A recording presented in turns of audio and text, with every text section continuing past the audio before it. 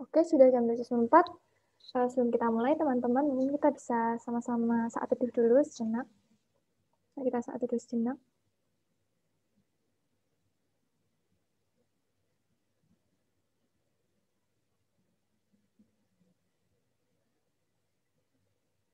Amin. Oke. Nah, teman-teman, terkait dengan tema kita hari ini, biar kita juga sama semangat, kita juga mau sama-sama mendengarkan pujian sekaligus bernyanyi bersama dengan lagu Pekerja Kristus yang Mulia.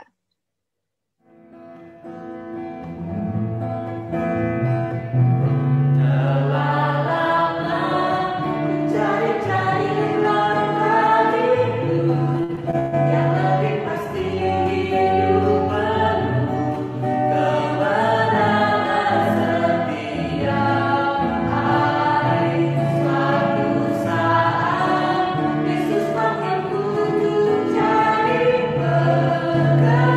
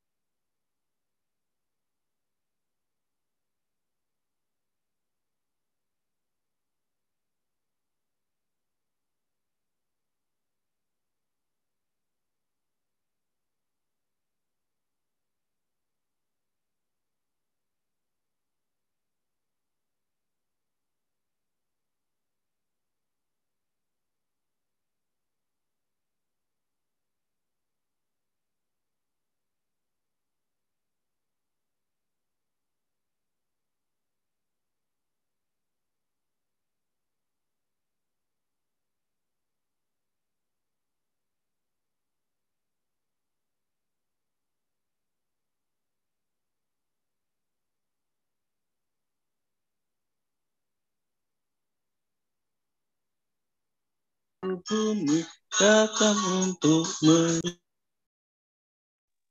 Halo, suaraku nggak kedengaran ya tadi ya? Iya. Wadidaw, ya udah kita doa lagi ya. Nggak kedengeran tadi. Ini nggak kedengeran, Livi. Kenapa ya? Sekarang sudah. Oke. Ya udah kita doa 2 kali. Aku yang doa 2 kali, Deng. Ya udah nggak apa ya. Gitu ya. Tadi mengheningkan cipta ya. Ya. Kita Oke. percaya kok. Iya Kak. Tapi nggak apa lah ya, kita doa Iya, lagi nggak ya. apa-apa. Yoi, kalau bisa mah tiap waktu ya doa. Oke, Olivia akan mimpin lagi. Mari kita bersatu dalam doa. Selamat malam Bapak, selamat malam Tuhan Yesus, selamat malam Roh Kudus. Selamat siang juga Tuhan untuk teman-teman kami yang di luar waktu yang biasa kami saat ini Tuhan, yaitu Kak Yoga yang di sana siang dan di sini malam. Terima kasih karena pada hari ini kami boleh kembali untuk bersekutu Tuhan secara online. Terima kasih Tuhan sudah mengumpulkan kami di tempat ini, dan kami juga akan melakukan sharing Tuhan satu dengan yang lain. Kami akan sama-sama belajar mengenai pengalaman-pengalaman kakak-kakak kami maupun pengalaman kami sendiri. Kiranya dengan adanya cara ini Tuhan, kami boleh semakin mendapat hikmat yang daripadamu untuk menentukan apa yang akan kami lakukan seturut dengan panggilan-Mu ya Bapak. Selain itu, bila kami telah menentukannya ya Bapak, kami berdoa supaya itu adalah yang benar dan daripadamu, dan kami boleh melakukannya untuk kemuliaan nama Tuhan. Terima kasih Tuhan karena Tuhan selalu mengasihi kami, selalu menerima kami. Terima kasih Tuhan selalu mengampuni dosa dan kesalahan kami. Kami serahkan Tuhan acara ini sehingga boleh membawa kemuliaan untuk nama Tuhan. Hanya dalam nama Tuhan kami, Yesus Kristus, kami telah berdoa dan mengucap syukur. Haleluya, puji Tuhan. Amin. Amin. Oke. Mantap. Oke, teman-teman. Nah, ini kita mau survei satu nih. Survei pertama, pre-survey. Nah, teman-teman yang lagi away from handphone atau away from laptop bisa deketin dulu karena kita akan survei nih ke teman-teman. Nah, surveinya ini waktunya 2 menit aja ya, silahkan diisi. Aku bacain yang pertama. Ini cuma satu deh pertanyaannya. Sebelum diberikan materi talk show saat ini, kamu lebih memilih studi lanjut dulu, bekerja dulu, atau belum terpikirkan sama sekali? Yuk, monggo.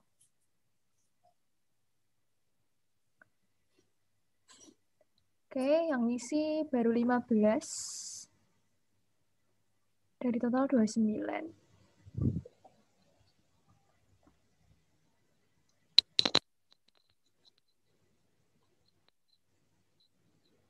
Oke. Sudah 17 yang ngisi ya. Aku tunggu sampai 19.24 lah ya. Sedikit lagi nih. Siapa lagi yang mau ngisi yang sekarang sedang menjalani juga boleh loh ngisi. Pilihan menikah nggak ada ya? Mungkin belum terpikirkan itu, Kak.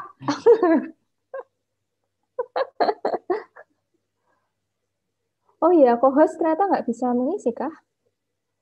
Ya, aku nggak bisa mengisi aku. Wow. Nggak apa-apa. Ya udah, oke lah. Oke, kalau gitu aku end polling saja. Terima kasih teman-teman sudah ngisi. Hasilnya akan di-share nanti. Oke, ternyata masih tambah nih. Oke, sudah ya. Aku end polling. 3, 2, 1.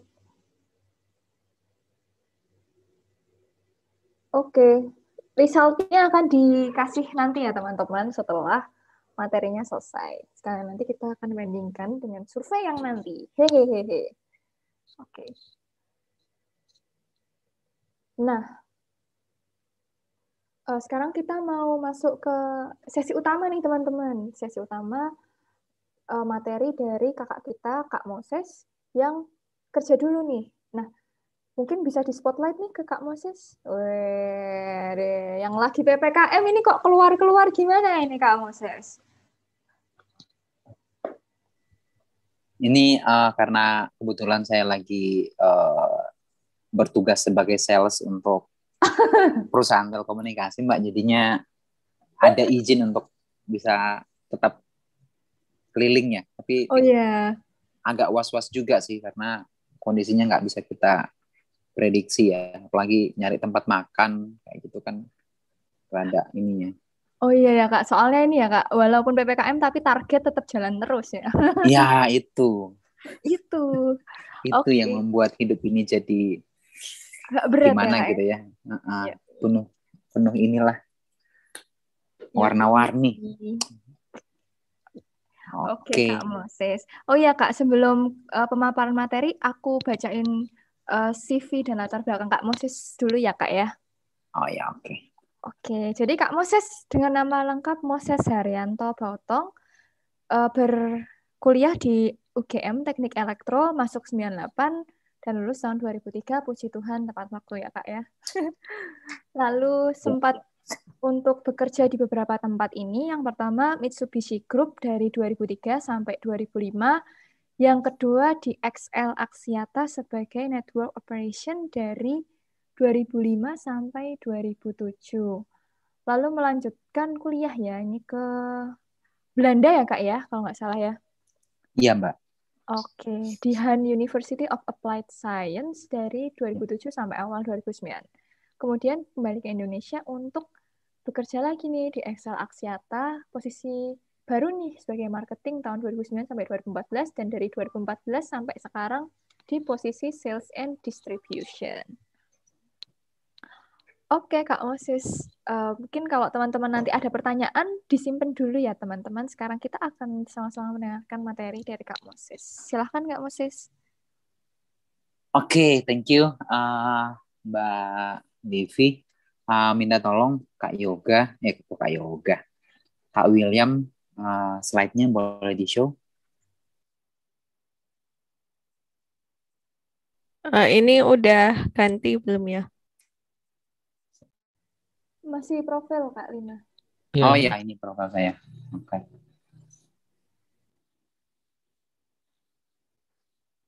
Ya, oke. Ini tadi tentang profil saya. Terima kasih udah dijelasin oleh Mbak Devi. Ya, jadi saya lulus dari UGM Teknik Elektro 98. Sorry, lulusnya tahun 2003 ya. 2003 nggak sih? Ya, 2003. Cukup lama juga ya saya sampai lulus dan akhirnya boleh lulus. Terus setelah lulus itu saya mikir-mikir, saya mau kerja, mau cari beasiswa atau mau gimana ya. Nah, berhubung waktu itu kita masih susah ya, saya terpaksa mau nggak mau pilihannya harus kerja dulu ya. Saya ke Jakarta, seperti mungkin sebagian besar teman-teman ke Jakarta nyari kerja, kemudian keterima di Mitsubishi. Saya waktu itu jadi programmer di Pulau Mas ya selama 2 tahun, and then saya kemudian apply ke Excel Axiata dan kebetulan keterima. Terus saya juga kemudian bekerja di situ dari tahun 2005 sampai 2007. Di situ saya bekerja sesuai dengan bidang saya, bidang telekomunikasi, karena dulu waktu di elektro ngambilnya telekomunikasi ya, dan itu sangat menyenangkan banget. Periode 2005-2007 awal-awal kerja ya, itu sangat-sangat menyenangkan buat semua orang karena dulunya kita nggak punya duit waktu itu, jadi punya duit gitu kan, kira-kira gitu. Nah, seiring berjalannya waktu dalam periode itu saya melihat kok ternyata banyak kesempatan di luar sana ya. Ada teman-teman yang pergi kuliah ke Australia, ada yang ke Amerika, ada yang ke Inggris, macam-macam gitu ya. Kemudian saya juga kayaknya menarik nih kalau bisa pergi juga gitu. Kemudian saya coba apply dan kemudian keterima di Belanda. Kemudian setelah balik itu kerja ya. Tapi ini mungkin sekilas mungkin Mbak next aja slide-nya. Nah, setelah saya bekerja selama 2 tahun itu, kemudian saya mikir-mikir, perlu nggak sih saya lanjutin S2? Nah, ini adalah beberapa hal-hal yang mendorong saya untuk kuliah S2. Saya pertama, biar terlihat keren. Ini agak subjektif ya, mohon maaf, ini agak narsis. Yang kedua, waktu itu saya punya harapan untuk bisa pindah dari bagian teknikal ke bagian manajerial. Karena waktu itu saat bekerja di bagian teknikal itu kita harus bekerja kadang-kadang malam. Masuk malam jam 10, pulang jam 7 pagi. Kenapa begitu? Karena untuk melakukan maintenance terhadap perangkat telekomunikasi itu harus dilakukan malam pada saat low traffic, ya. Pada saat orang-orang tidur, ya kita bekerja. Dan yang ketiga, yang ini mungkin menjadi dorongan bagi banyak orang untuk melanjutkan S3 adalah untuk pengen jalan-jalan ke luar negeri ya, karena pengen ngeliat kayak gimana sih di sana, enak nggak sih? Terus nomor 4, pengen gaji lebih besar tentunya, ya. Kemudian kelima, pengen nyoba gimana sih rasanya kerja di luar negeri. Nah, karena waktu itu di dunia telekomunikasi pada zaman saya sekitar tahun 2005-2006 itu adalah booming teman-teman dari telco untuk keluar bekerja either ke Afrika, ke Middle East, ke South America ya, dengan rate sekitar 8.000 sampai 10.000 USD. Wow, itu sangat menggembirakan waktu itu ya, pengen juga gitu. Tapi setelah saya pikir-pikir, kayaknya saya pengen S2 karena dengan S2 saya bisa sustainability-nya lebih panjang ketimbang saya pergi ke sana, di sana setahun 2 tahun kemudian kembali. Nah, itu adalah beberapa alasan yang kemudian membuat saya untuk mencoba mengambil S2 ya di luar. Dan saat itu memang kondisinya bahwa banyak sekali opportunity beasiswa. Ada dari hampir setiap negara punya. Belanda, Inggris, Swedia, Jerman apalagi ya, Mas Yoga. Kemudian Australia waktu itu. Jadi beberapa saya cobain dan akhirnya dapatnya ke Belanda gitu ya.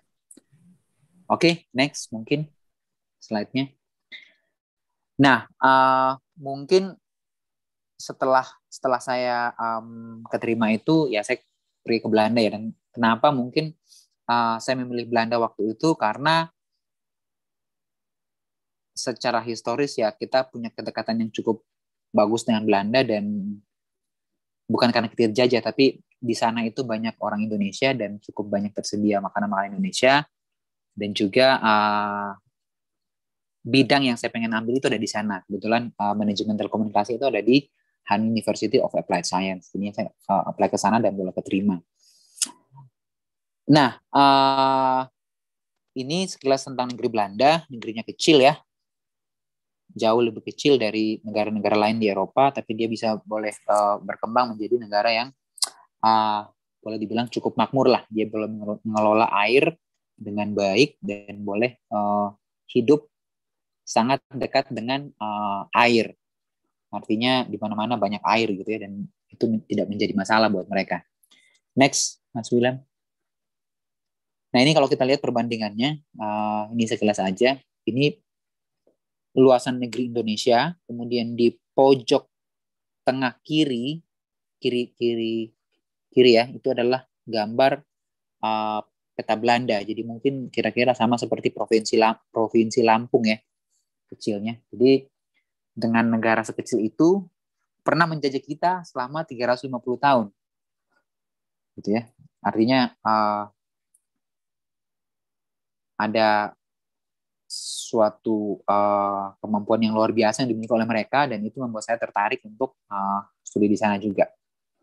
Selain itu, saya juga tertarik dengan sejarah, sehingga pada saat kuliah di sana saya juga banyak mencari literatur zaman kolonial yang masih disimpan, yang menceritakan tentang Indonesia, khususnya daerah Sulawesi. Karena saya dari Sulawesi, itu banyak sekali archive yang kita nggak berupa foto, cerita ataupun surat menyurat ya, yang menceritakan tentang keadaan tempat-tempat di Sulawesi pada saat itu dan juga di Indonesia. Oke, next. Nah, mungkin ini di Belanda ada beberapa program yang ditawarkan ya, pastinya ada bachelor degree, ada master, ada PhD, PhD engineering. Mungkin buat teman-teman yang tertarik untuk sekolah di sana, salah satu kelebihannya adalah di Belanda ini sebagian besar program yang ada itu adalah dalam bahasa Inggris. Jadi nggak perlu belajar bahasa Belanda. Itu yang ditawarkan. Dan hampir semua orang bisa berbahasa Inggris.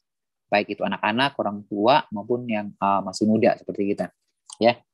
Dan salah satu kelebihannya juga adalah di sana banyak jual Indomie ya, karena pada saat kuliah yang paling banyak dicari itu tetap Indomie.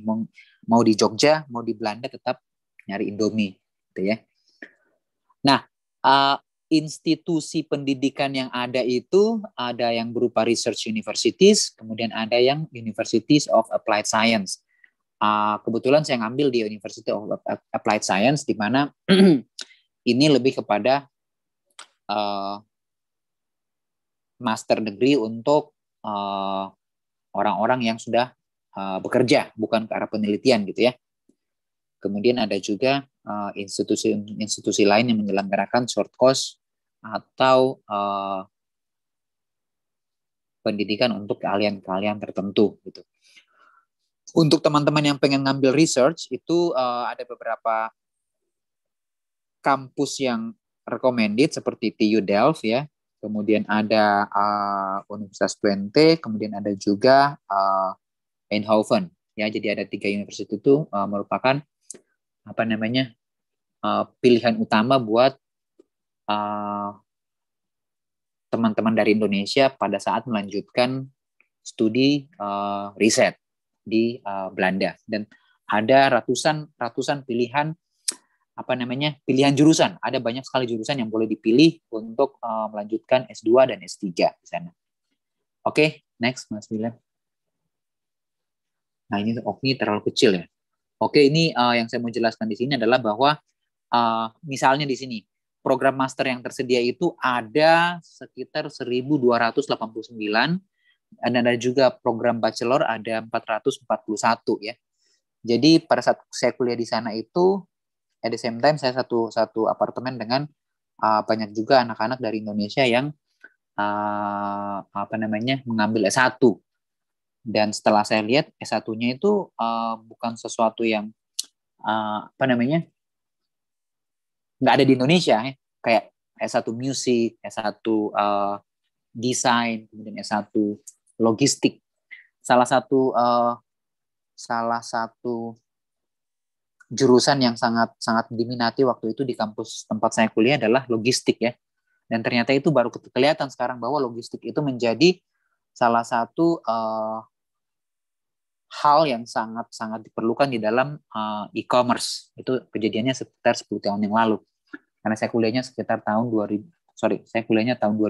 sampai 2009. Nah, selain banyak tersedia pilihan master program, juga tersedia banyak beasiswa. Ya, next Mas William. Nah, ini adalah program-program beasiswa yang tersedia untuk di Eropa, khususnya di negeri Belanda. Kenapa saya tampilkan beasiswa? Karena ini sangat menarik buat teman-teman yang mungkin belum punya cukup dana untuk melanjutkan S2, tapi sudah pengen. Ini adalah pilihannya. Pilihannya adalah ada LPDP Dikti yang bekerja sama dengan Stunet, ya. Kemudian ada Erasmus, ada apa lagi ya? Orange Tulip Scholarship, ya.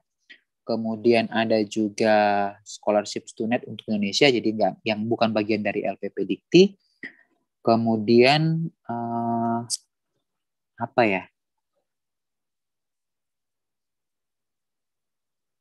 Ada juga program dari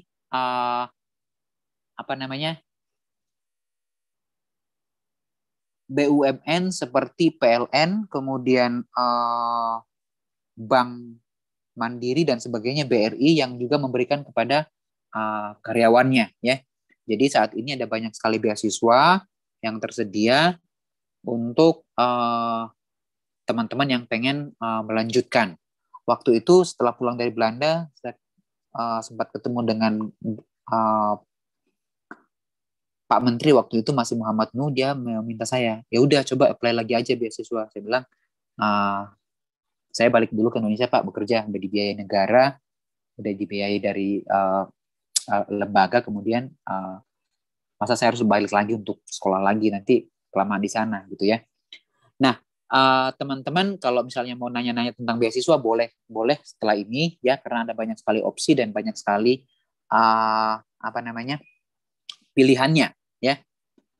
Nah, salah satu yang disyaratkan dalam beasiswa ini adalah bahwa kita sudah pernah bekerja, biasanya sekitar 2 tahun untuk bisa mendapatkan untuk bisa lolos sebagai calon penerima beasiswa. Kemudian kita perlu menulis semacam motivation letter untuk menunjukkan kenapa sih kita pengen ngambil beasiswa.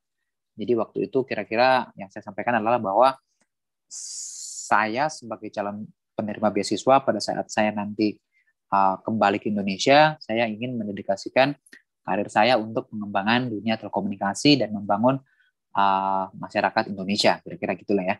Ada kontribusi yang kita berikan kepada masyarakat setelah kita kembali di bidang kita masing-masing. Oke, next Mas William. Nah, ini adalah salah satu contoh program master yang ada di TU Delft.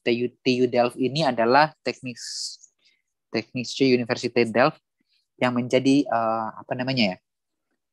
bapaknya ITB kalau nggak salah. Jadi dulu ada TU Delft, kemudian TU Delft membuka cabang teknik di Bandung, kemudian berdirilah ITB ya. Ini di lokasinya di kota Delft. Nah, ini programnya sekitar 2 tahun. Itu biayanya kalau untuk orang Eropa itu sekitar $2.000. Tetapi buat orang di luar Uni Eropa itu menjadi cukup mahal. Menjadi sekitar 18.000, bukan dolar, 2.000 euro. Kemudian untuk orang di luar EU itu menjadi sekitar 18.000 dolar per tahun tuition fee-nya ya. Jadi ini mungkin informasi buat teman-teman yang pengen lanjut dengan biaya sendiri gitu ya. Kemudian biasanya selain biaya kuliah, kita butuh biaya bulanan itu sekitar waktu saya itu beasiswanya sekitar 900 euro ya. Itu cukup untuk akomodasi, kemudian makan, beli peralatan kuliah, kemudian juga untuk sedikit menabung sekitar 100 euro untuk dipakai nanti jalan-jalan saat ada liburan, baik itu liburan musim panas ataupun liburan musim dingin gitu ya. Ada juga liburan di tengah semester biasanya. Next. Nah, ini buat teman-teman yang pengen lanjut bisa untuk mempelajari lebih dalam di Stunet, Dikti dan juga LPDP, karena beasiswa ini kuotanya cukup banyak dan bervariasi di banyak bidang keilmuan ya.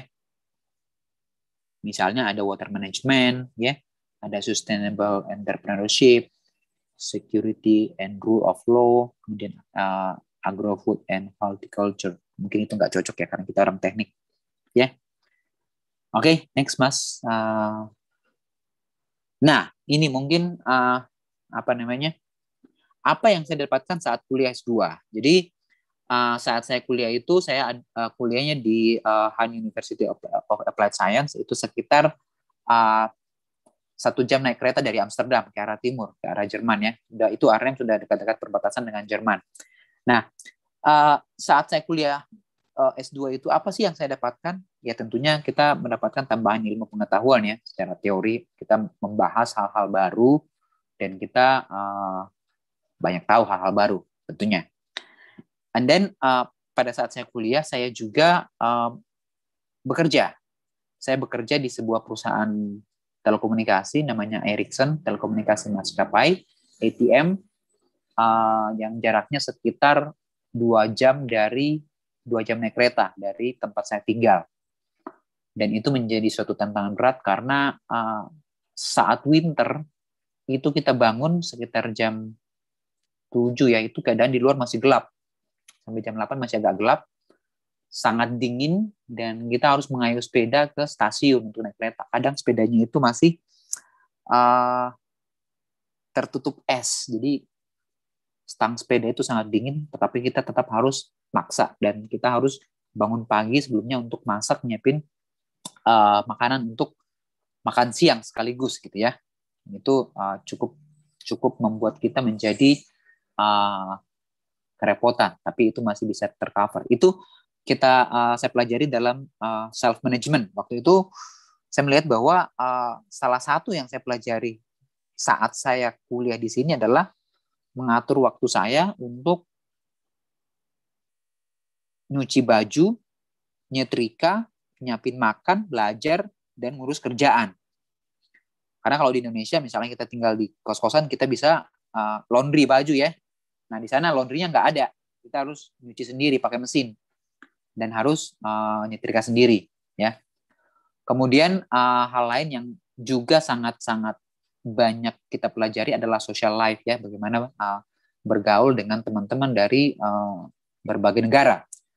Salah satu yang repot adalah pada saat kita tinggal bersama, and then ada teman-teman dari negara-negara tertentu yang kadang saat masak di dapur itu dia ninggalin aja semua peralatannya dalam keadaan kotor sehingga dapur itu nggak bisa dipakai ya. And then ya terpaksa kita harus nyuciin barang-barangnya dia, kemudian kita baru lanjut. Nah itu hal seperti itu. Kemudian party hampir tiap malam party ya, either di rumah di apartemen, di dapur, atau di sentrum di kota, hampir tiap malam party. Tetapi yang membedakan dengan orang Indonesia adalah anak-anak Indonesia yang saya lihat, teman-teman dari Indonesia khususnya bachelor pada saat habis party itu mereka kadang bangunnya kesiangan. Tetapi teman-teman dari Eropa ini biasanya mereka tetap bangun pagi jam 7 dan tetap masuk kuliah gitu ya. Itu yang mungkin membedakan ya. Dan ya mau nggak mau kita harus tetap social life, party ya, di mana mohon maaf di Belanda itu ganja menjadi hal yang legal, dan kadang itu banyak orang yang mengkonsumsi, dan itu menjadi, bukan saya menyarankan untuk mengkonsumsi ganja, tetapi menceritakan bahwa itu adalah realita yang akan kita jumpai pada saat kita sampai di sana, gitu ya. Dan salah satu yang paling menarik saat S2 tentunya adalah liburan yang menyenangkan, ya. Di sana sempat jalan-jalan ke Roma, sempat jalan-jalan ke Venice, Milan, ke Jerman juga, ke Ceko, Spanyol, dan Perancis ya, beberapa negara lain, Belgia juga. Terus persekutuan. Nah, persekutuan di sana itu cukup berat karena yang kita temani hanya orang-orang tua saja. Anak-anak muda sangat sedikit yang peduli dengan persekutuan. Jadi waktu itu hanya ada satu persekutuan yang ada untuk anak-anak muda itu dari CCC, Triple C ya, Christian City Church, kalau nggak salah itu dari Australia. Jadi saya sempat ikut ke sana. Kalau saya nggak ikut dengan persekutuan dengan oma-oma, karena di sana itu banyak oma-oma, opa-opa yang dulu blasteran Indonesia Belanda, dan mereka orang Kristen dan masih sangat rajin ke gereja. Itu juga menjadi self motivation buat kita waktu kuliah ya, dan mereka suka memberi kita makanan, barang-barang yang kita perlukan selama kuliah. Kadang-kadang bisa berupa kursi, TV dan sebagainya, gitu ya. Itu sangat membantu kita. Oke, next Mas William. Nah ini agak foto narsis, ini nggak usah, cukup mungkin next aja. Ini adalah penampilan begini nih ya. Iya. Oke, next. Sekedar beberapa foto tampilan. Nah, itu tadi apa yang saya pelajari dari kuliah di sana adalah saya bisa belajar self management ya, bagaimana bisa stress management ya. Jadi mungkin sedikit curhat bahwa suatu kali saya sakit. Saya sakit cacar sekitar 3 minggu. Dan nggak dirawat di rumah sakit. Dokter bilang, kamu pulang ke kamar, tinggal kamar sendiri, nggak boleh ketemu orang. Jadi kayak sekarang, isoman ya. Saya pernah isoman 3 minggu di sana, karena saya sakit cacar. Jadi teman-teman tiap hari nganterin saya makanan, dan saya nggak boleh ketemu orang. Dan itu di situ saya menjadi cukup down juga ya. Apakah saya bisa menyelesaikan studi dengan baik atau tidak? Karena hampir seluruh badan saya itu kena cacar, dan itu sangat butuh banyak waktu untuk bisa recovery ya. Dan itu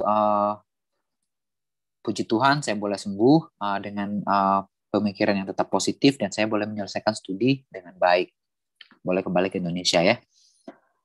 Jadi ada banyak juga tantangan yang kita hadapi pada saat kuliah di sana. Artinya nggak hanya enaknya saja, tapi salah satu yang juga berat adalah ketika terjadi sakit atau pada saat kita misalnya kepikiran dengan kampung halaman gitu ya, kepikiran dengan keluarga misalnya, atau pacar, atau orang tua, seperti itu. Oke, next. Nah, ini mungkin yang apa sih yang terjadi setelah kita S2? Bagaimana peluang karir setelah S2? Sebelum saya berangkat ke Belanda, waktu itu sempat ngobrol-ngobrol dengan teman-teman, terus dia bilang gini, gue yakin kalau lu balik, gaji lu pasti naik. Dia bilang gitu. Tapi saya cuma bilang terima kasih ya atas doanya, mudah-mudahan boleh kejadian. Ya, jadi kita harus tetap berdoa dan berusaha supaya bisa kejadian apa yang teman saya sampaikan itu. Nah, next, Mas William. Oke, sebelum ke sini. Nah, setelah saya pulang, ternyata apa yang disampaikan oleh teman saya tadi boleh kejadian gitu. Bahkan waktu itu setelah saya balik dari Belanda, masuk kembali ke perusahaan saya bekerja, itu gaji saya hampir naik 3 kali lipat dari gaji yang sebelumnya, ya. Seperti itu. Ini tadi kayaknya ketukar slides-nya. Nah, ini mungkin apa tadi? Sekilas gambaran tentang biaya yang dibutuhkan untuk biaya kuliah ya, untuk master sekitar 17.000 euro per tahun, annual tuition fees, kemudian untuk bachelor, untuk sarjana itu sekitar 13.000 euro. Oke, next. Nah, selain kembali ke Indonesia, sebenarnya teman-teman yang lulus di Eropa itu boleh sebenarnya mencari pekerjaan di Eropa, boleh diberikan kesempatan. Mungkin nanti akan dijelaskan oleh Mas Yoga lebih jauh. Tetapi syaratnya adalah teman-teman mendapatkan izin kerja dari EU ya, yang untuk boleh mencari pekerjaan di dalam negara-negara Uni Eropa. Dan itu dibilang di sini bahwa lulusan-lulusan Belanda itu peluangnya sangat besar untuk boleh bekerja di Belanda sendiri atau di negara-negara lain. Jadi buat yang tertarik kerja di Eropa, bolehlah ambil S2, kemudian habis itu nyari kerja di sana. Ya, next. Ini sama ya, finding a job in different country. Boleh kembali ke rumah atau mencari pekerjaan di negara lain. Dan juga ini ada difasilitasi oleh Dutch Higher Education System untuk mendapatkan pekerjaan. Ya, saya sempat waktu itu bekerja di Amsterdam sekitar beberapa bulan, tapi kemudian saya dapat tawaran dari Indonesia, dan saya kembali. Ya, next. Nah, mungkin ini apa yang terjadi setelah saya kuliah di Belanda, saya kembali ke Indonesia. Tentunya setelah saya kembali, saya merasa bahwa saya lebih percaya diri. Kemudian pertama, itu tadi saya mendapatkan pekerjaan dengan posisi lebih tinggi, kemudian gaji lebih besar. Kemudian mungkin yang ketiga adalah yang ini yang paling berimpact mungkinnya, karena sampai saat ini kan dibawa terus gitu. Kita merasa lebih percaya diri dan kegantengan meningkat. Ini agak subjektif ya.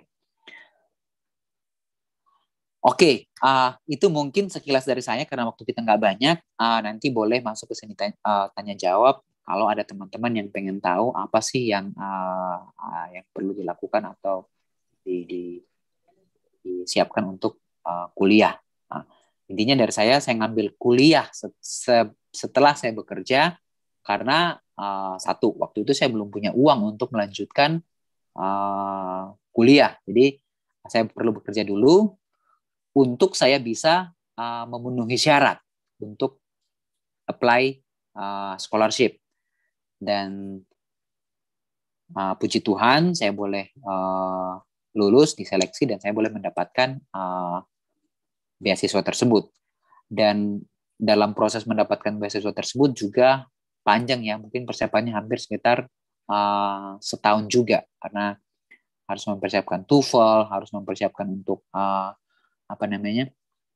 tes TPA gitu ya, untuk bisa lolos.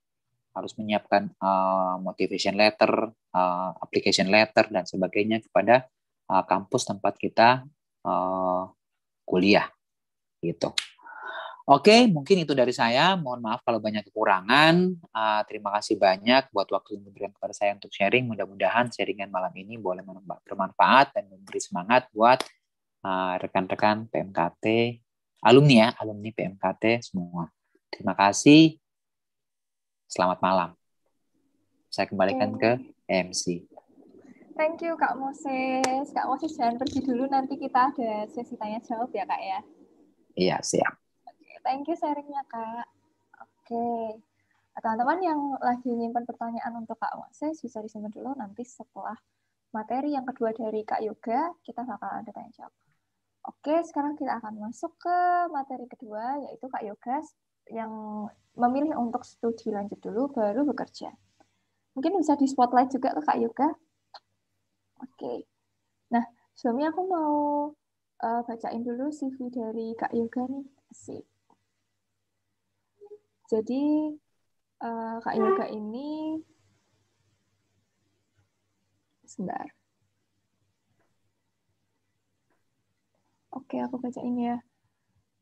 Kak Yoga ini adalah dari teknik kimia tahun 2012, kemudian dia melanjutkan masternya di Jerman ya, di Master of Science in Process Energy and Environmental Systems Engineering. Terus cum laude dari Bachelor of Engineering. Dan sekarang berarti ambil fokusnya ini ya Kak ya, Process Modeling, Simulation, Optimization, Chemical Plant Design, and Techno-Economic Assessment. Mungkin secara singkat dari CV Kak Yoga itu, dan sekarang beliau Kak Yoga sedang fokus menjadi seorang researcher ya Kak ya. Betul banget ya. Oke teman-teman, nanti untuk materinya akan langsung disampaikan oleh Kak Yoga, dan untuk teman-teman yang mau bertanya juga bisa disimpan dulu. Silahkan Kak Yoga. Ya, oke. Shalom semuanya. Salam kenal, Halo. aku Yoga Rahmat dari Teknik Kimia 2012. Kebetulan papaku ikut juga itu. Teknik mesin 77 paling sepuh sekarang di sini. Saksi juga berdirinya PMKT dulu. Bareng Bu Edia, kalau tahu juga Bu Edia teknik kimia yang udah di profesor sekarang. Kebetulan Bu Edia juga dulu jadi supervisorku S1 dulu.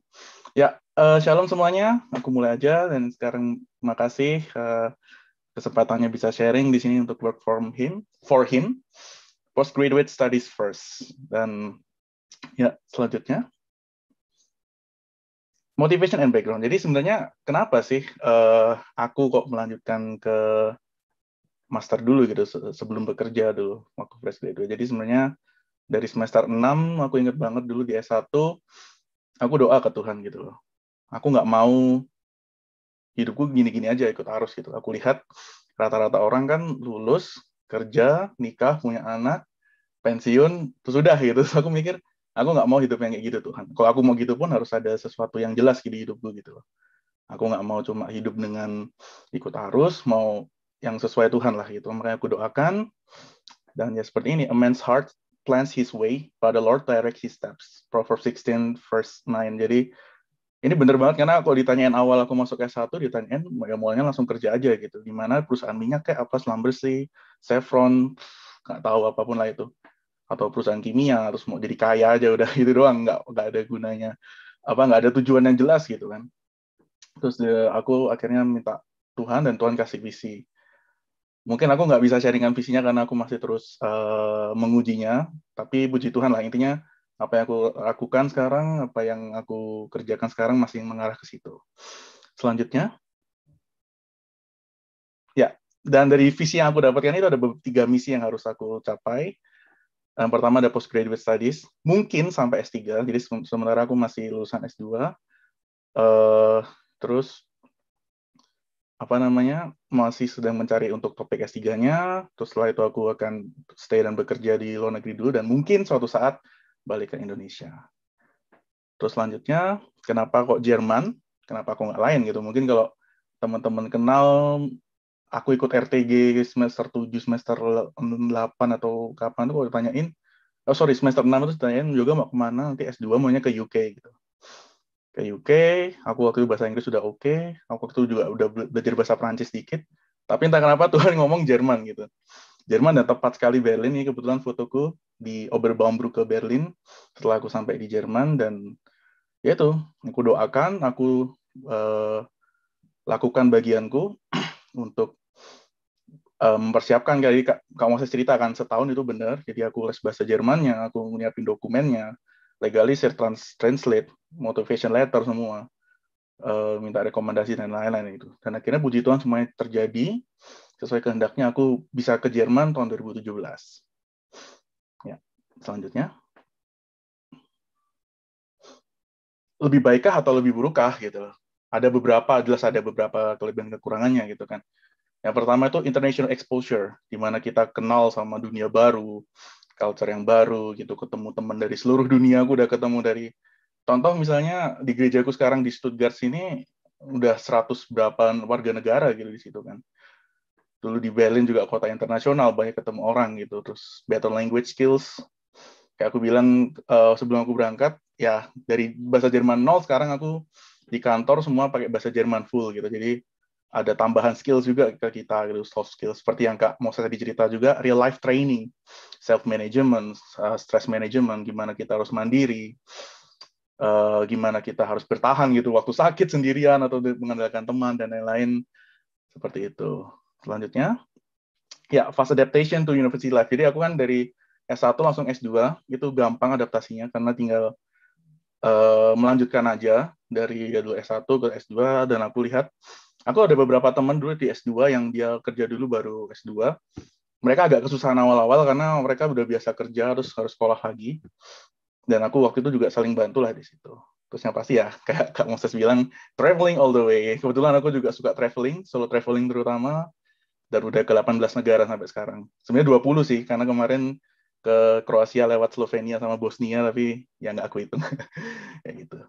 Terus ada beberapa kekurangannya, pending of career gitu. Terutama aku kan begitu S1 aku langsungan memutuskan S2. Aku ngelihat teman-temanku mulai manajemen training, mereka mulai banyak proyek ini itu, ada kerja di sana sini gitu kan.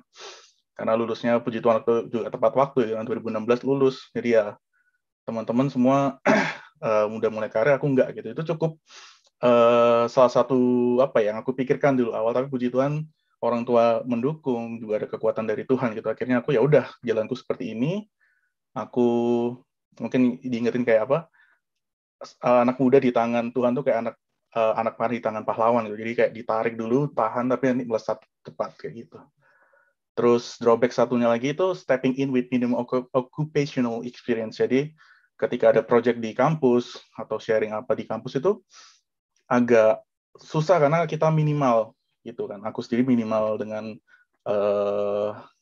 experience di pekerjaan gitu, cuma pernah 1 atau 2 bulan internship di Indonesia dan sisanya ya cuma kuliah gitu. Selanjutnya, for I know the thoughts that I think toward you, says the Lord, thoughts of peace and not of evil, to give you a future and a hope. Jeremiah 29 verse 11. Jadi apapun yang kita lihat gitu, mau ada drawbacks-nya, ada advantages-nya, tetap jalan Tuhan itu yang terbaik gitu, yang ada damai sejahtera, bukan kecelakaan, dan akan memberikan kamu damai masa depan yang penuh harapan. Seperti itu. Selanjutnya, nah challenges-nya nih, culture shocks, bener banget. Leben in Deutschland, ini bahasa Jerman artinya life in Germany. Ini beda banget dari Indonesia. Hal pertama yang aku dapat, selain culture shock juga perbedaan iklim gitu ya. Sini humidity sangat rendah. Aku pertama kali ke sini sekitar 2 minggu, 3 minggu batuk terus, pilek terus. Karena di mana aku udah 20 sekian tahun di Indonesia, humid, anget. Aku datang ke sini, waktu itu Oktober 2017, pas lagi badai, 10 derajat, 9 derajat Celcius, terus kering banget. Wah, itu kacau banget. Terus makanan juga beda gitu kan, roti, sosis, roti, apa pakai selai. Terus culture shock yang paling banyak di Jerman itu, Jerman ini salah satu negara yang aku akui sangat ketat. Aku ke negara-negara lain kayak Austria, Swiss aja yang berbahasa Jerman, mereka nggak seketat sini. Aku ke Prancis, apalagi ke Italia gitu, atau Yunani, wah, beda banget lah. Kalau Yunani, Italia itu mirip Indonesia gitu, aturannya banyak dilanggar. Tapi di Jerman ini benar-benar taat aturan, orang tanpa melihat pun tetap ikuti aturan gitu, nggak nyerobot jalan, motor nggak sana-sini gitu loh. Terus banyak hal yang beda banget dari Indonesia. Terus orang sini tuh benar-benar saklek gitu. Kalau aturannya gini ya gini. Itu aku ada susahnya gitu. Terus selanjutnya, dan di university lain ini bisa dilihat teman-temanku ini awal banget. Aku di Berlin, aku kelas internasional, jadi bisa dilihat dari seluruh dunia. Di situ mau Caucasian, Asian, orang Afrika, India, Tionghoa, aku sendiri di situ Indonesia. Dan university life juga sama gitu. Aku ngelihat waktu itu kerja tim juga aku masih kebiasaan telat di Indonesia gitu kan, sedangkan Jerman ya tepat waktu gitu.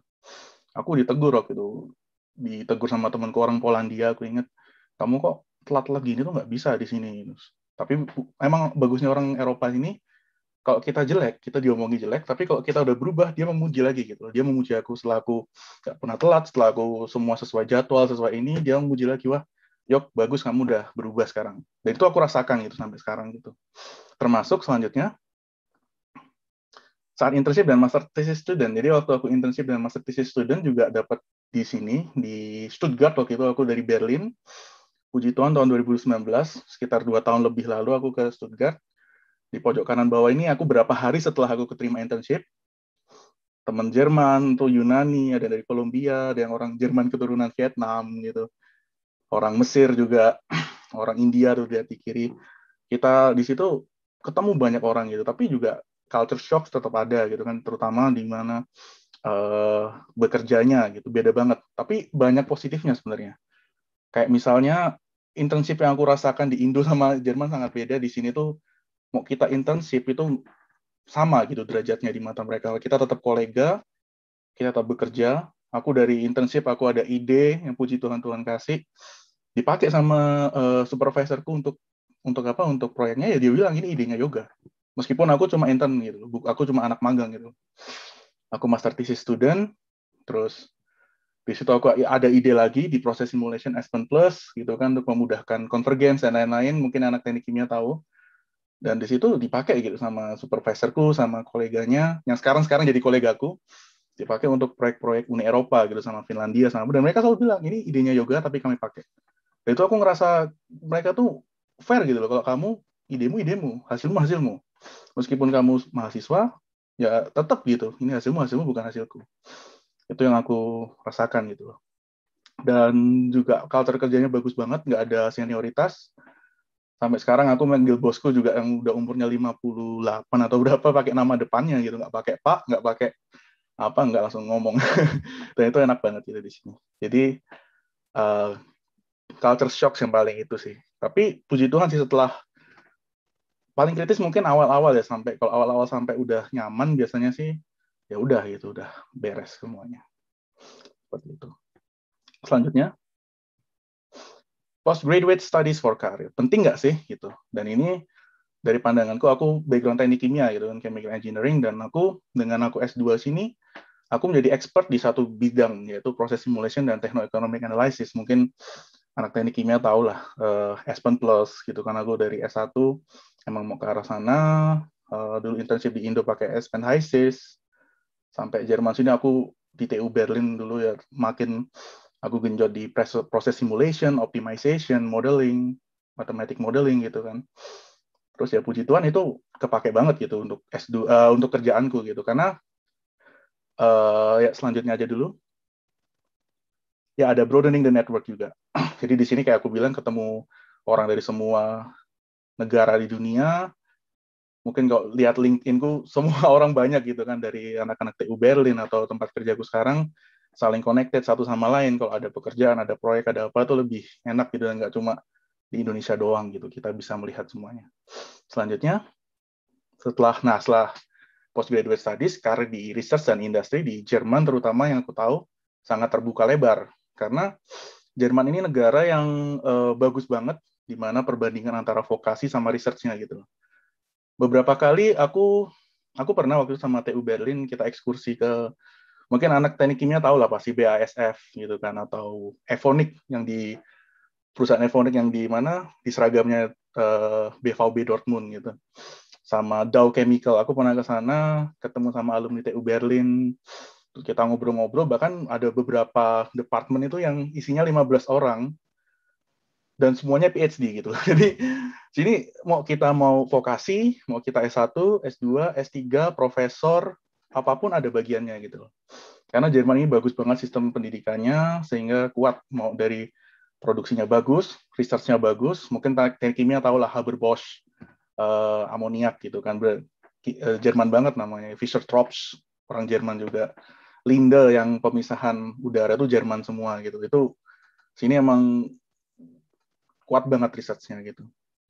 Dan puji Tuhan, selanjutnya aku diberi kesempatan sekarang menjadi peneliti di German Aerospace Center, atau Deutsches Zentrum für Luft- und Raumfahrt, bahasa Jermannya ini ya semacam NASA, tapi NASA-nya Jerman gitu. Nah ini kiri bawah itu, kanan bawah itu foto Dienstausweis apa ya, ID cardku, ID cardku untuk kerja, di latar belakang di tengah kota Stuttgart.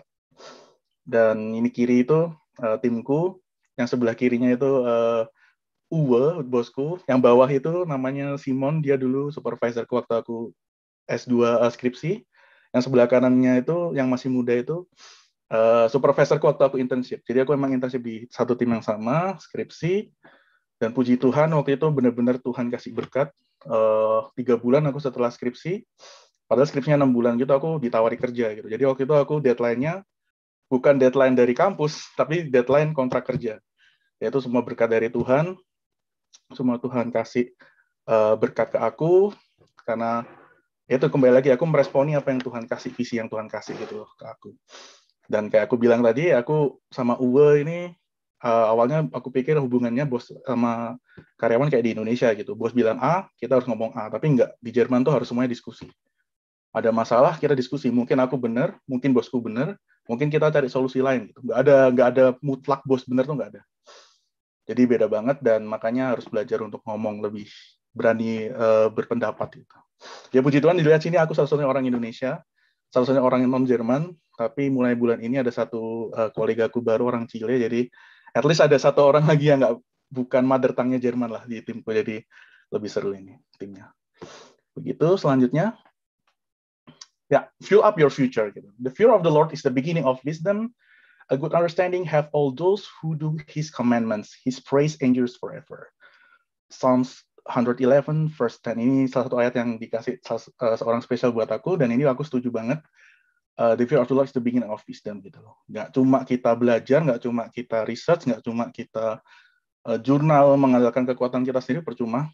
Lebih penting takut akan Tuhan, dan discipleship and mentoring di PMKT yang aku rasakan dulu, di gereja di mana Tuhan kirim aku ke Berlin, ketemu gereja, bertumbuh di sana, Tuhan bawa aku ke Stuttgart, di sini ketemu gereja juga, aku bertumbuh di sini, ada komunitas Indonesia, ada komunitas Jerman dan internasionalnya. Dan itu membuat aku fuel up my future, fuel up my spirit gitu untuk menghadapi tantangan yang ada di Jerman gini. Seperti itu. Selanjutnya, dan outcome-nya seperti apa gitu. Aku ngutip ini ini ayat peganganku banget. Yeremia 17 ayat 5 sampai 8. Aku baca aja. Thus says the Lord, cursed is the man who trusts in man and makes flesh his strength, whose heart departs from the Lord. For he shall be like a shrub in the desert and shall not see when good comes, but shall inhabit the parched places in the wilderness, in a salt land which is not inhabited. Ini aku suka bagian ini. Blessed is the man who trusts in the Lord and whose hope is the Lord. For he shall be like a tree planted by the waters, which spreads out its roots by the river, and will not fear when heat comes. But its leaf will be green and will not be anxious in the year of drought, nor will cease from yielding fruit. Kenapa aku suka ini? Karena aku bilang outcome-nya, seperti aku bilang kemarin, tahun lalu, corona, pandemi, aku nggak nyari kerja, tapi kerjaan yang nyari aku. Itu semua berkat Tuhan banget.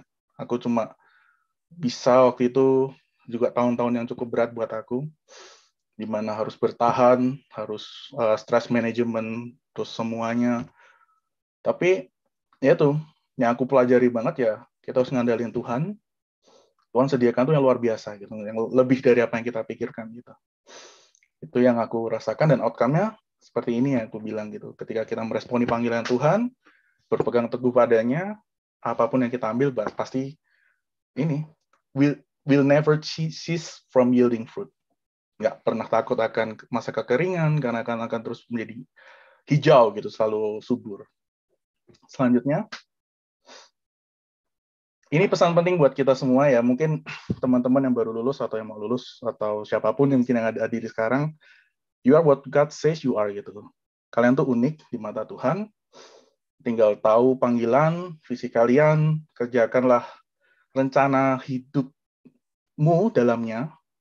Take courage to step in, kita harus berani gitu kan, kayak bangsa Israel waktu dibukakan Red Sea ya harus berani ngambil langkah gitu kan, meskipun nggak tahu itu di depan ada apa, atau nggak tahu apakah dinding lautnya bakal tetap bertahan atau enggak, mereka harus melangkah gitu. Believe wholeheartedly in Him and finally you'll see His wonderful works in your life. Ini juga ayat yang aku suka. For you formed my inward parts, you covered me in my mother's womb. I will praise you, for I am fearfully and wonderfully made. Marvelous are your works, and that my soul knows very well.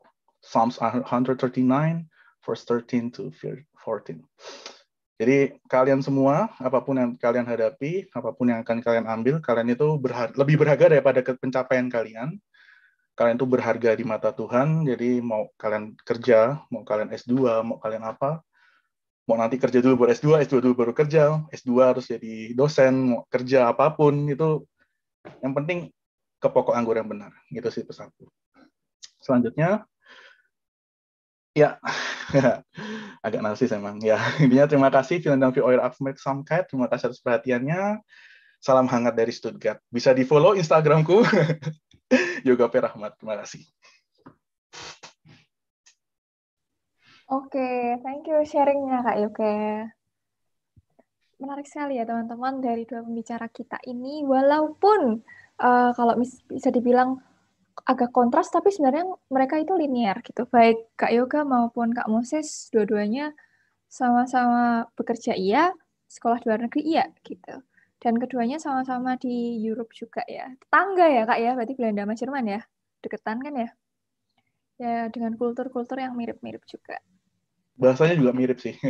Bahasanya mirip ya Kak ya? Iya.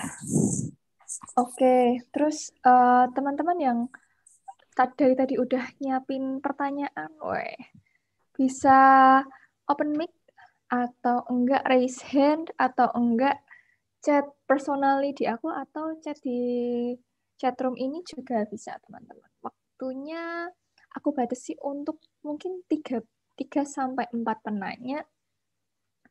Kalau udah ada, sambil aku lihat.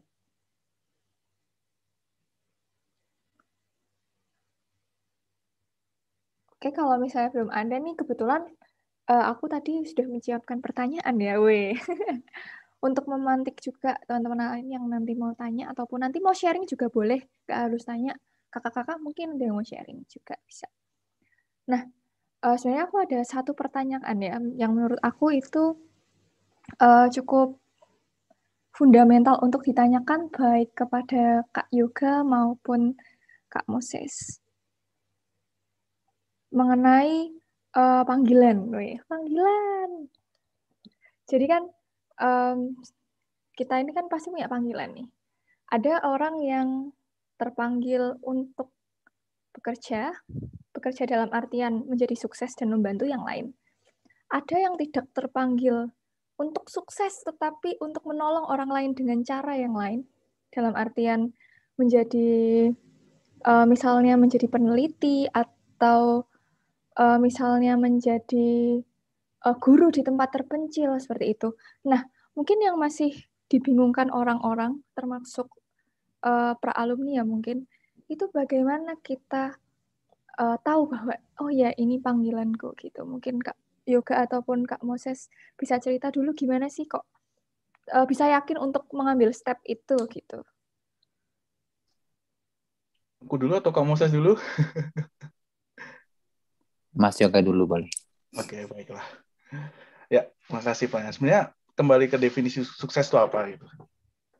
Menurutku sukses itu bukan ke materi ya. Karena kembali lagi, kalau kita lihat di Yeremia 17 ayat 5 sampai 8 tadi, kalau kita udah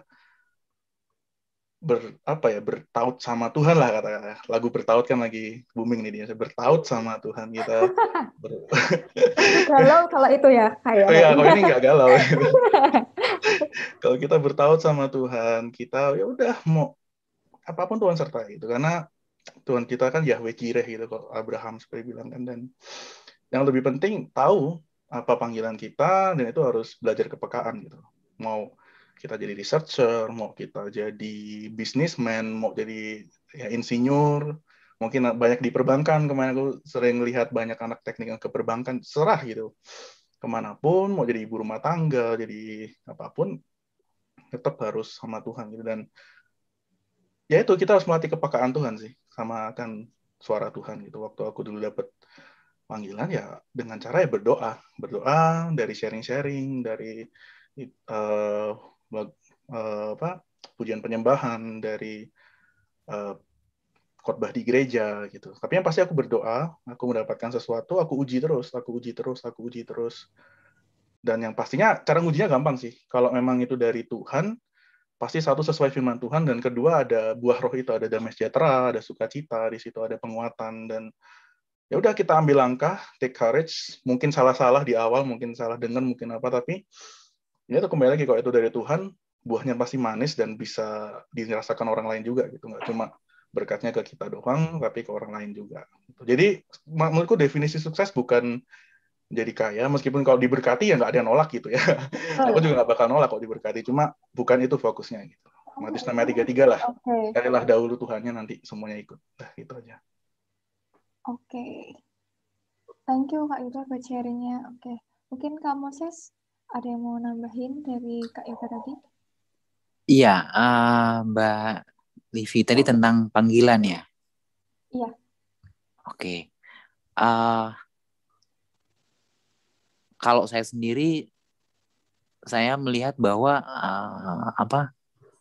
Tuhan itu bisa ngomong ke kita, nyampein ke kita bahwa kamu saya berharap kamu menjadi seperti ini ya. Jadi dalam hati kecil saya, sejak saya lulus kuliah di teknik itu, saya merasa bahwa Tuhan itu pengen saya bisa membantu orang-orang lain gitu ya, sambil saya tetap bekerja. Jadi setelah saya bekerja di Jakarta waktu itu, saya kemudian ikut dengan pelayanan untuk membantu anak-anak jalanan di sekitaran Gambir. Jadi anak-anak jalanan di sekitar Gambir itu banyak yang putus sekolah, ada yang hamil di luar nikah, macam-macam gitu ya. Kemudian saya menyadari bahwa di situ ternyata Tuhan ngasih kita ke situ panggil kita itu untuk kita banyak belajar gitu ya, bahwa di situ kita belajar bersyukur. Oh ternyata hidup kita itu jauh lebih beruntung misalnya dari anak-anak itu, dan ya ayo deh kita tetap bantu mereka. Dan kita juga menyadari bahwa ternyata berkat-berkat Tuhan itu akan selalu ada ya. Kalau kita mengandalkan Dia. Waktu saya proses untuk beasiswa itu sendiri kan prosesnya panjang ya dan cukup melelahkan itu ya Mas Yoga ya. Untuk dapat diterima di universitasnya itu. Dan di situ ketika kita mengandalkan Tuhan, kita yakin bahwa kita bisa dapat gitu ya. Dan ya harus yakin dulu. Nah kemudian setelah lulus ada satu hal yang saya pelajari mengenai panggilan Tuhan, bahwa kita harus bisa memberi lebih dan memberi lebih lagi. Nah itu kadang-kadang agak susah. Kadang-kadang ketika gaji kita naik, persembahan kita tetap sama. Itu agak susah ya kadang-kadang ya. Kadang misalnya waktu saya baru lulus gaji saya 1. Ketika misalnya sekarang gaji saya jadi 5 atau 10 kali lipat misalnya, kok persembahannya sama aja. Itu agak kadang itu menjadi itu ya, apa namanya? Bukan apa ya masih menjadi pergumulan lah. Tapi saya yakin bahwa ketika kita menjalankan panggilan Tuhan itu yang dalam hati kecil kita ya, kita menjalani itu dengan baik, gue yakin Tuhan memberi jauh lebih besar lagi. Ini saya dapatkan dalam kehidupan sehari-hari saya sebagai sales and distribution ya. Kadang-kadang saya ketipu gitu ya, kadang-kadang ketipu oleh orang-orang yang kita bantu. Tapi oke, that's it. Itu adalah pelajaran. Saya kan kadang bantu orang. Bu, saya kasih ini, ibu jual. Nanti kalau laku, ibu beli di saya lagi ya. Tapi si ibu itu nggak beli lagi di saya, duitnya dipakai gitu. And then dia nggak merasa bersalah. Tapi oke, lupain itu. And then kita tetap bantu orang-orang lain. Dan puji Tuhan, apa yang kita berikan itu tidak hilang. Tuhan akan menggantinya berkali lipat lagi. Itu yang saya pelajari dari panggilan Tuhan, kemudian bagaimana Tuhan memberkati hidup kita ketika kita benar-benar mau berbagi dengan orang-orang yang ada di sekitar kita. Itu sih Mbak Livia dari saya. Ya, oke, thank you Kak Moses dan Kak Yoga. Sebelumnya ini ada pertanyaan khusus anonimus untuk Kak Moses. Ini ada yang tanya, Kak.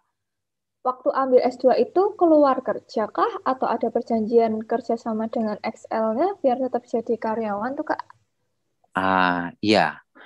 Itu tadi ya disampaikan sama Kak Yoga yang menarik tuh. Bahwa ketika bangsa Israel menyeberang laut ya, itu harus keluar gitu ya dari comfort zone. Ya saya keluar dari comfort zone, berani ngambil risiko, take risk. Ya udahlah, pokoknya saya berangkat dulu, keluar dari kerjaan. Kemudian saya saya percaya bahwa Tuhan tidak akan meninggalkan kita. Kalau kita boleh lulus, niscaya kita bisa dapat pekerjaan itu lagi. Dan iya, saya kembali ke Indonesia, dapat pekerjaan di perusahaan yang sama dengan posisi yang lebih tinggi, gitu ya. Mungkin pesannya adalah jangan ragu untuk move on, coba hal-hal baru, gitu ya. Siapa tahu di sana ada sesuatu yang indah yang menanti, gitu ya. Mungkin itu sih Mbak Vivi dari saya. Thank you. Thank you Kak Moses. Untuk tadi yang bertanya anonimus, semoga sudah terjawab. Oke, ini untuk Kak Yoga dan Kak Moses ada satu pertanyaan untuk kakak-kakak ini dari Kak Kiel. IT16. IT16. Shalom kakak-kakak sekalian. Sebelumnya, terima kasih atas sharingnya. Saya mau tanya ke Kak Moses, bagaimana cara kakak dulu membagi waktu antara bekerja dengan persiapan S2 ke luar negeri? Soalnya, menurut saya persiapannya akan relatif sulit karena selain harus mengurus berkas-berkas dan tes-tes, juga harus bekerja full time 9 to 5. Apakah ada tips untuk time management versi kakak? Terima kasih. Oke, ya, memang persiapan itu butuh effort ya, energi, dan juga butuh apa ya, kesabaran.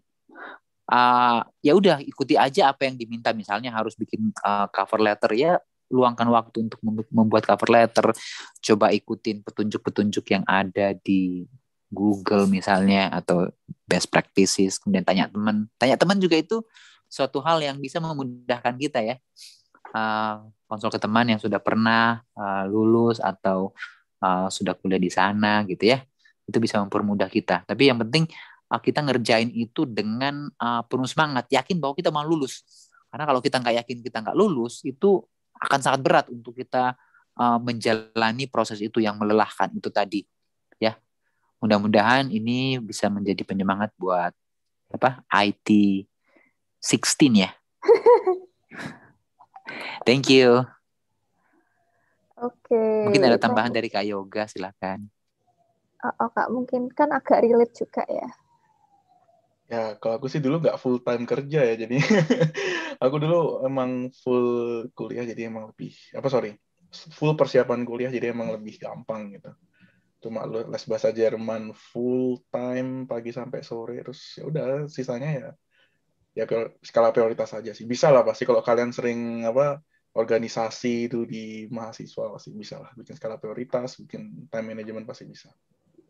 Oke, mantap. Terima kasih Kak Moses dan Kak Yoga. Semoga menjawab ya Kak Kiel IT16. Oh iya. Oke, ini ada pertanyaan anonimus untuk Kak Moses dan Kak Yoga. Ini sebenarnya terkait persyaratannya sih. Kalau misalnya mau keluar negeri, itu ngurus visanya gimana Kak? Ribet nggak? Sama mungkin ada yang khusus yang harus disiapin nggak gitu. Terima kasih. Ini maksudnya visa kerjanya atau visa untuk berangkat kuliahnya ya? Mungkin dua-duanya, Kak. Oh iya. Jadi saya dulu yang mungkin tambahan dari Mas Yoga. Visa untuk tinggal di negara itu otomatis akan dibantuin oleh kampus di mana kita sudah diterima. Jadi pada saat kita sudah diterima, kampus akan bantu kita untuk ngasih rekomendasi ke kedutaan bahwa ya Mas ini atau Mbak ini sudah keterima di kampus kami, mohon dibantu untuk dibuatkan izin tinggal. Karena izin tinggal pertama itu biasanya sekitar 3 bulan. Jadi visanya akan keluar, visa Schengen, CD ya kayaknya Mas Yoga ya, untuk bisa tinggal di sana selama 3 bulan. Nah setelah sampai di sana baru kita bisa apply untuk izin tinggal sebagai pelajar. Nanti dikasih semacam KTP pelajar gitu. Nah untuk visa kerjanya itu biasanya dibantu oleh perusahaan yang menerima kerja di sana. Karena untuk tinggal di sana kan harus punya visa kerja ya. Kita harus dapat rekomendasi dari perusahaan yang menerima kita bekerja, memberikan itu kepada pemerintahan untuk dibuatkan visa tinggal dan bekerja. Seperti itu mungkin. Mas Yoga ada tambahan mungkin? Ya sebenarnya mirip sih. Emang pertama emang yang paling kuat itu letter of acceptance ya, LOA-nya itu dari universitas. Selama itu dapat, udah aman lah semua. Dan pengalamanku dulu emang aku udah dapat LOA, terus aku udah nyiapin dokumen lain di kedutaan besar Jerman di Jakarta tuh. Udah lah, nggak perlu, ini aja udah cukup. Jadi emang LOA itu penting banget. Kalau LOA dari kampus sudah pasti dapat. Kayak Kak Moses bilang emang benar. Pertama dapat 3 atau 6 bulan, jadi tergantung. Hoki-hokian sih kalau di Jerman. Visa Schengen D-nya 3 atau 6 bulan, terus sampai sini kita harus ke kantor imigrasi. Terus dia tuh apply untuk residence permit sebagai mahasiswa. Kebetulan dulu di TU Berlin, di tempatku kuliah, enak kita tinggal nitip ke kampus ada yang ngurusin gitu, enak banget kita tinggal. Tapi nggak enaknya paspor kita ditahan 2 minggu, 3 minggu gitu. Tapi it's okay. Kita nggak usah ngantri di imigrasi dari pagi, nggak usah nyari-nyari appointment, terus nggak usah ngadepin, tinggal itu semua, kasih, bayar. Aku dapat 3 tahun dulu cuma bayar 50 euro, 60 euro, aku lupa. Sekitar 1 juta rupiah lah mungkin ya sekarang. 1 juta, 1,2 juta rupiah. Untuk 3 tahun ya sudah. Itu kayak gitu. Terus nanti untuk kerja, bener kata Kak Moses, jadi kemarin kayak aku bilang, aku kemarin lulus, sebelum lulus sudah dapat kerja gitu kan. Dan aku mulai kerja waktu itu cuma pakai surat keterangan lulus dan masih dengan visa mahasiswa. Jadi di Jerman sini tuh ada batasan untuk visa mahasiswa tuh bisa bekerja part-time, terus dihitung-hitung jamku tuh masih bisa untuk kerja full-time 3 bulan kalau nggak salah. Jadi dari imigrasi ngasih, oke, sekarang kami ngurus visa kerjamu, kamu pakai visa mahasiswa, dengan sisa waktu 3 bulan full-time tuh bisa gitu. Jadi, tapi yang pasti harus surat-surat dokumen dari semua perusahaan, tapi kita sih yang ngurus, aku yang ngurus semua, dan kita kurang apa, kita ngomongin HRD atau bos kita, semua bakal dibantu gitu. Seperti itu. Oke, thank you Kak Yoga dan Kak Moses untuk penjelasannya. Semoga dapat menjawab teman kita yang anonim ini ya. Mungkin dia tertarik untuk keluar ini sepertinya. Oke, mungkin satu pertanyaan lagi. Adakah teman-teman?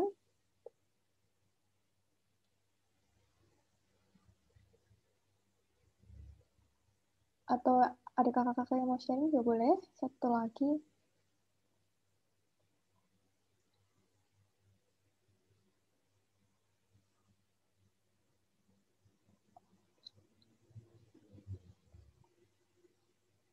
Oke, kalau misalnya belum ada, aku akan tutup dengan satu pertanyaan ya Kak ya, nggak apa ya. Untuk Kak Moses dan juga Kak Yoga. Jadi sebenarnya ini agak-agak jadi pertanyaan buat aku juga sih. Ini bakalan menjadi satu step untuk tujuan berikutnya Kak? Atau memang ini sudah menjadi tujuan akhir dari Kak Yoga dan Kak Moses ya? Atau mungkin ini adalah sesuatu yang mendukung tujuan akhir dari Kak Yoga dan Kak Moses. Kenapa memilih kuliah atau kerja terlebih dahulu seperti itu. Thank you. Maksudku setelah ini akan apa seperti itu? Oke, monggo Mas Yoga dulu kali ya. Oke, siap Kak.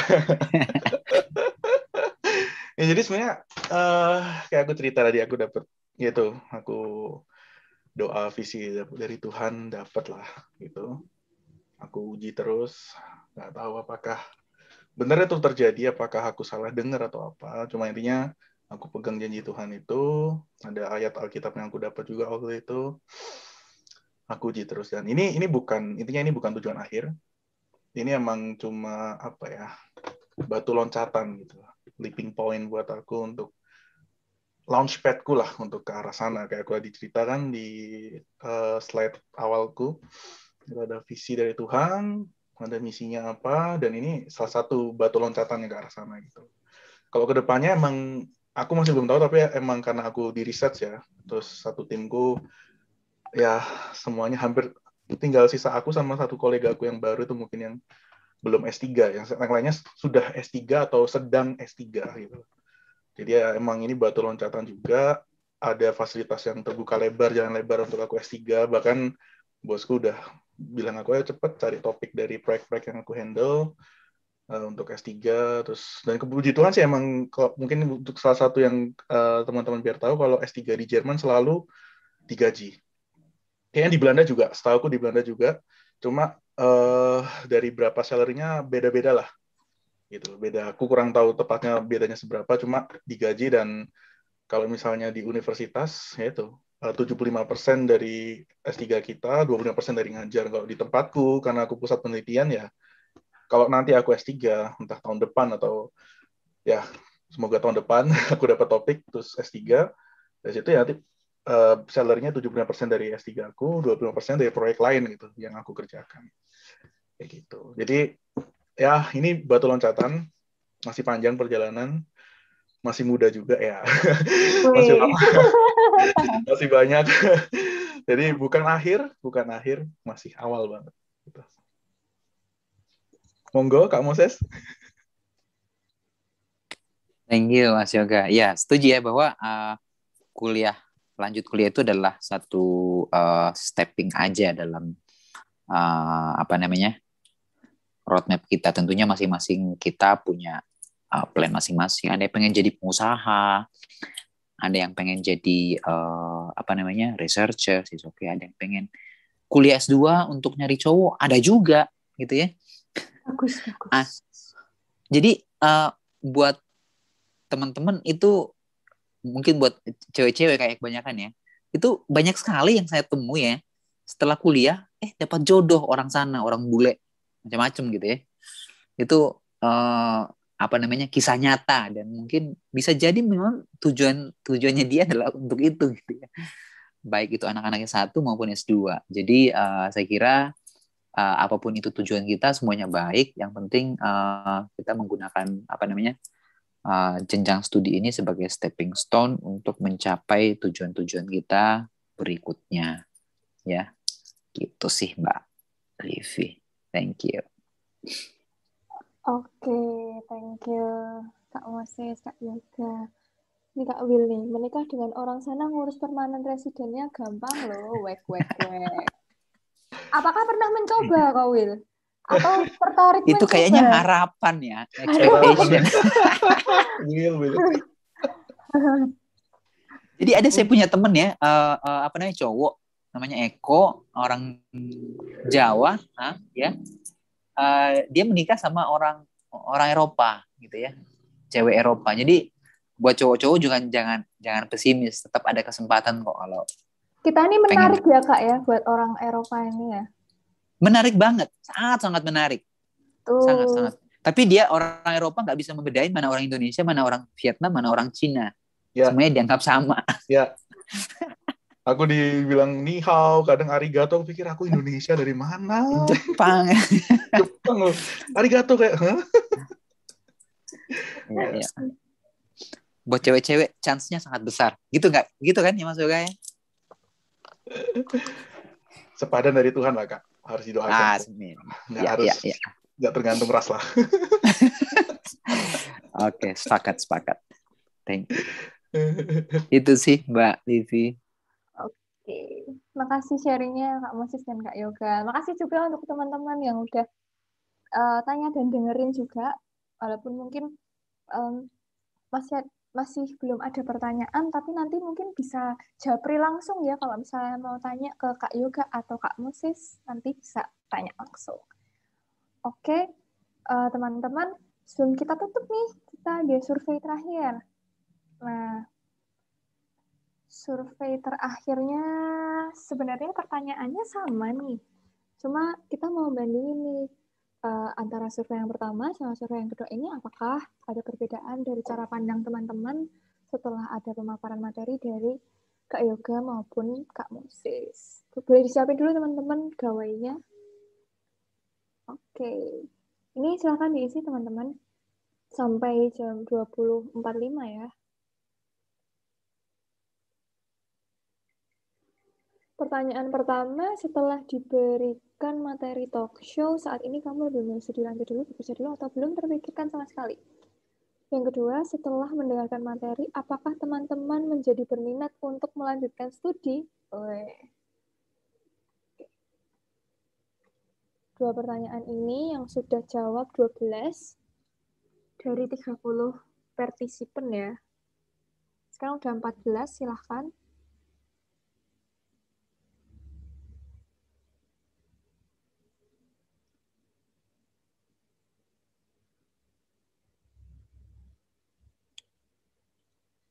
Sekarang udah ada 17, oke. Buat teman-teman yang masih mau jawab lagi, boleh, masih ditunggu ya.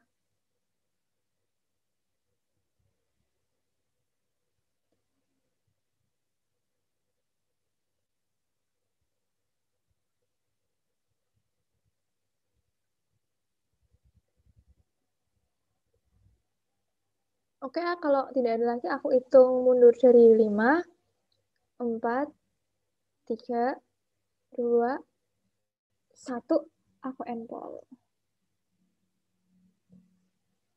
Oke. Makasih teman-teman. BTW nih, buat teman-teman yang masih pengen tanya-tanya, bisa nanti lewat WA, akan ada ke WA. Kalau teman-teman penasaran terkait beasiswa, terkait gimana apply-nya, gimana culture di sana. Bisa tanya sama Kak Mas sama Kak Yoga, nanti bakalan ada WA group yang akan di-share sama Kak Will atau mungkin Kak Lina ya. Nanti akan di-share. Dan nanti bisa tanya langsung sama Kak Mas sama Kak Yoga di situ. Dan juga ini tadi ada titipan pengumuman dari teman kita. Pengumumannya ada beasiswa nih yang buka. Beasiswanya namanya Chevening. Sebelum 2 November 2021. Nah, itu ada di kolom komentar kalau teman-teman berminat ya. Chevening ini kalau nggak salah UK ya, Kowil ya? Iya, UK. Dia UK. beasiswanya kurang lebih 1 tahun tok untuk master Master ya? degree di UK ya. Oke. Dan kalau nggak salah temanku kemarin dari S1 bisa langsung daftar meskipun syaratnya dia harus kerja 2 tahun, 1 tahun atau 2 tahun gitu. Tapi misalnya kita pernah kerja praktek, pernah nge-lab, pernah bantu jadi asisten Itu. dosen, itu bisa dimasukkan jadi persyaratan yang 2 tahun kerja itu. Jadi kalau teman-teman S1 ada yang berminat bisa langsung daftar juga teman-teman. Oke, thank you buat infonya kok. Oke, teman-teman. Nah, karena kita juga udah sampai di akhir nih, mungkin aku bisa simpulkan sedikit ya teman-teman bahwa mau kerja dulu kah, mau kuliah dulu kah? Yang pertama-tama pastinya adalah menghidupi panggilan. Kita harus peka-peka juga sama apa sih maunya Tuhan untuk hidup kita gitu. Walaupun ini bukan suatu tujuan akhir, tapi yakin pasti akan banyak banget yang dibukakan. Entah itu sesimpel pikiran kita, pasti akan banyak yang dibukakan sama Tuhan untuk mencapai tujuan yang lebih besar. Seperti itu. Dan seperti tadi yang di-sharingkan oleh pembicara kita, jangan takut untuk melangkah. Karena kalau kita nggak ambil satu langkah, kita nggak akan pernah tahu. Yang paling bahaya kan bahwa kita takut akan resiko. Gitu. Jadi, kalau teman-teman yakin itu benar, ya ambil saja. Gitu. Oke. Setelah ini kita akan lihat hasil perbandingan ya antara survei 1 sama survei 2. Apakah ada perbedaan? Kita lihat jeng-jeng. Oh, ternyata semua pilih bekerja lebih dulu tetapi untuk minat studi lanjutnya naik ya. Sebenarnya sebelumnya tadi nggak ada sih. Tapi dari sini kayak kelihatan bahwa mayoritas emang pada tertarik untuk melanjutkan studi lanjutnya. Puji Tuhan. Untuk yang tidak juga puji Tuhan. Panggilannya pasti beda-beda. Yang penting kita hidupi apa yang Tuhan panggil. Apa mau Tuhan atas hidup kita gitu. Oke. Selanjutnya kita akan masuk ke pengumuman.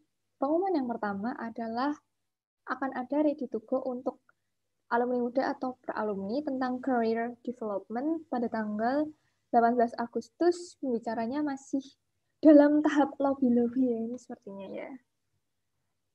Jangan lupa datang dan juga jangan lupa kepoin dan juga follow dan like PMKT UGM dan ada IG dari YAKT Gama ya namanya, YAKT Gama. Jangan lupa di-follow guys. Biar nanti kalau banyak followersnya bisa bikin AdSense. Oke. Nah, jangan lupa like, comment, subscribe dari kedua channel YouTube ini yaitu PMKT UGM dan YAKT Gama Alumni. Supaya kalau mereka sudah subscribersnya banyak, siapa tahu nanti kan bisa ada AdSense-nya gitu ya. Terus nanti kita punya pendanaan dari sini ya, semoga ya. Jangan lupa like, comment, and subscribe ya guys. Dan juga bagi teman-teman yang tergerak untuk mendukung pelayanan YAKT Gama dapat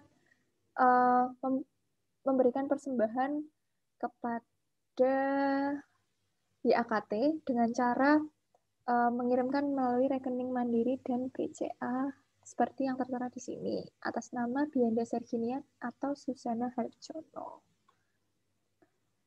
Tuh. Oh iya, ada satu lagi teman-teman, KTB tidak berhenti di PMKT, tetapi sampai YAKT masih ada KTB. Dan bagi teman-teman alumni yang rindu untuk dibina dalam KTB, bisa menghubungi Kak Kristi dan atau Kak Nela dengan nomor seperti ini. Nanti minta tolong untuk dikirim aja ya Kak ya nomornya. Oke. Nah, sebelum kita tutup nih guys, kita mau foto dulu guys. Jadi mohon untuk on cam ya. Kita mau on cam, mau foto-foto. Wah, ada banyak nih. Oh, ada Kak Ling juga. Ada Kak Steven. Kak Indra, Kak Jen, Kak Yosafat. Ada Reta. Ada Kak Karlisa. Kak Karlisa pakai apa itu, Kak? Kak, jadi suster kah sekarang? Sudah terpanggil menjadi biarawati kah, Kak Karlisa?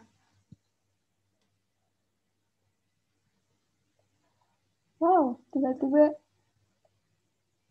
Oke. Sudah siap? Ini Kak Yohana atau Yohana ya ini? Maaf, aku nggak tahu ada angkatan berapa. Ini apakah mau ikut berfoto? Terus Kak Daniel mau ikut foto juga enggak? Sama ada... Oh, Kak Yoga udah ya. Kak Urta nih mau ikut foto enggak, Kak? Mumpung ini. Kita mau foto nih.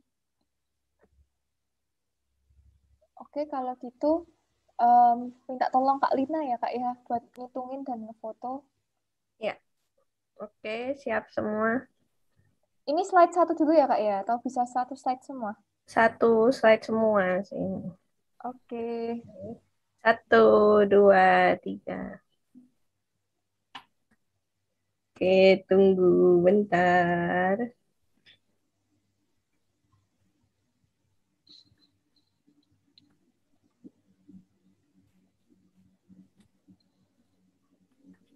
Sekali lagi. 1, 2, 3. Oke, sudah.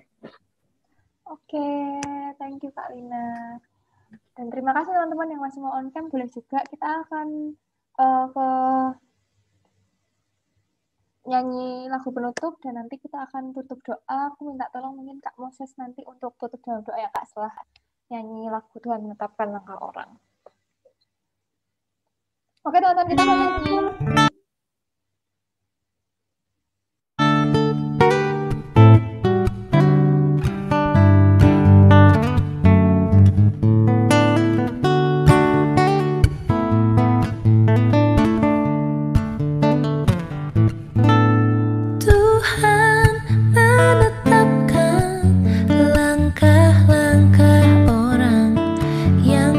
Hidupnya berkenan kepada